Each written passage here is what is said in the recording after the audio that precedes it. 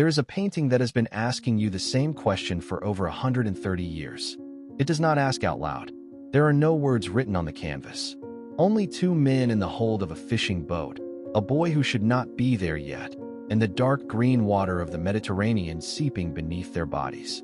The painting is called "They Still Say That Fish is Expensive." Joaquín Sorolla painted it in 1894. He was 31 years old, and he had decided, with a courage his contemporaries did not always know how to appreciate, that painting could be a cry.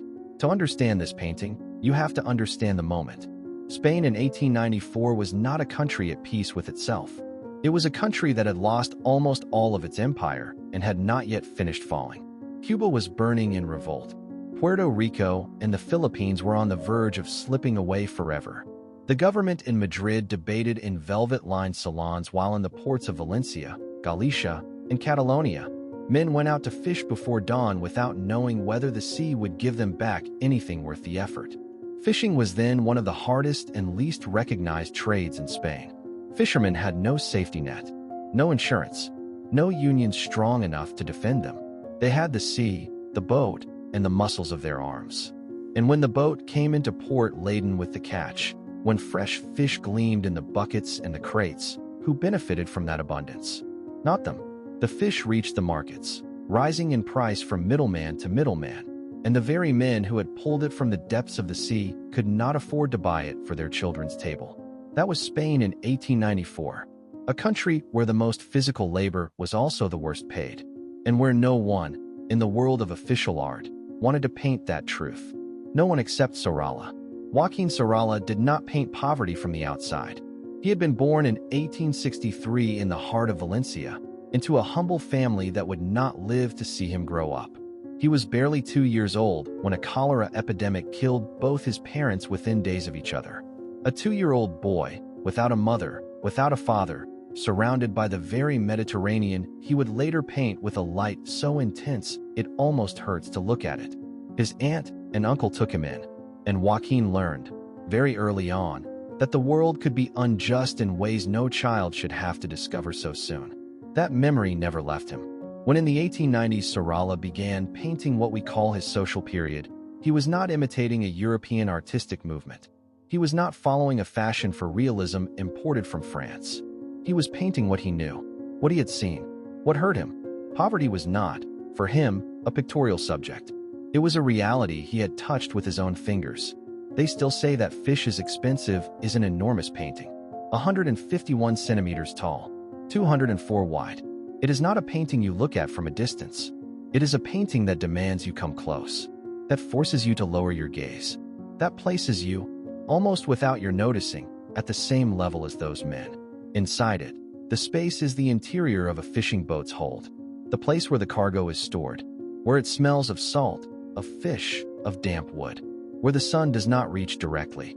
3 figures. An older man at the center, lying almost horizontally.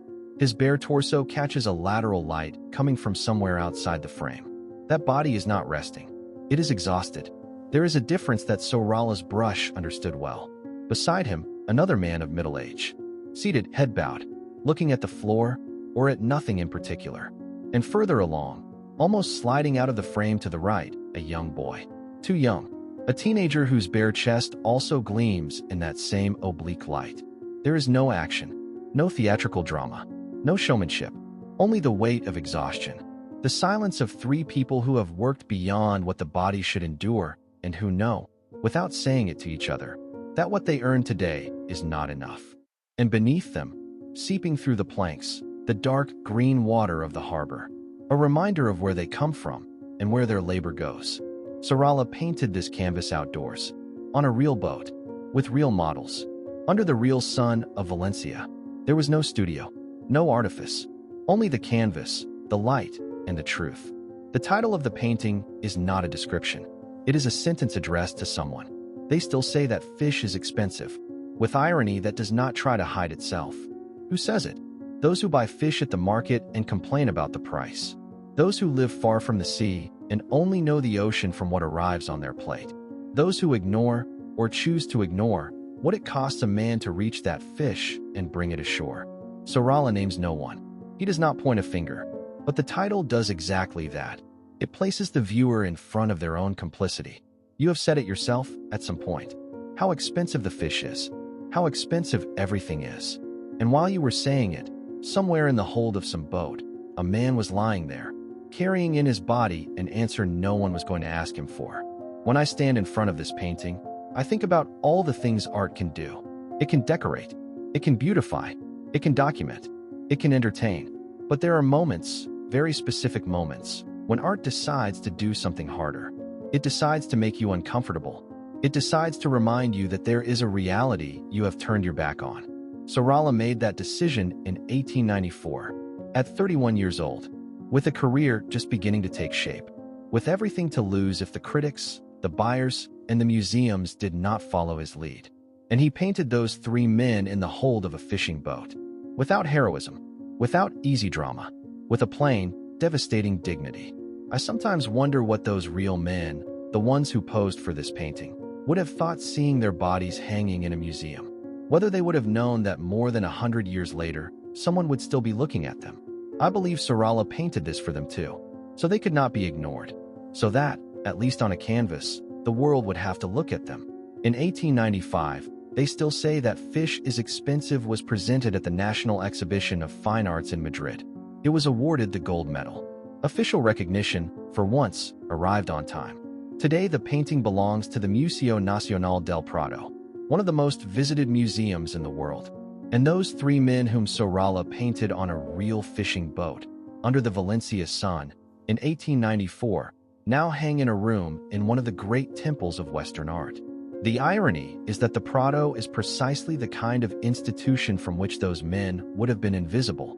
But art can do that too. It can cross barriers that life cannot cross. It can place an exhausted fisherman in the same space as a king painted by Velázquez, and make them contemporaries, and make them equals in the eyes of whoever looks at them. Sorolla kept painting. He painted the light on the beach, children running along the shore, white cloth shining in the sun. And those paintings are beautiful beyond measure. They are the ones most reproduced on postcards and calendars, the ones the world immediately associates with his name. But if you know what Sorolla had painted before, if you have been inside the hold of that boat, if you have seen those three exhausted men beneath the light of Valencia, then that later light carries a different weight. It is the light of someone who has looked into the darkness and decided to keep painting anyway. They still say that fish is expensive. Joaquín Sorolla, 1894. Museo Nacional del Prado, Madrid. It is still asking you the question,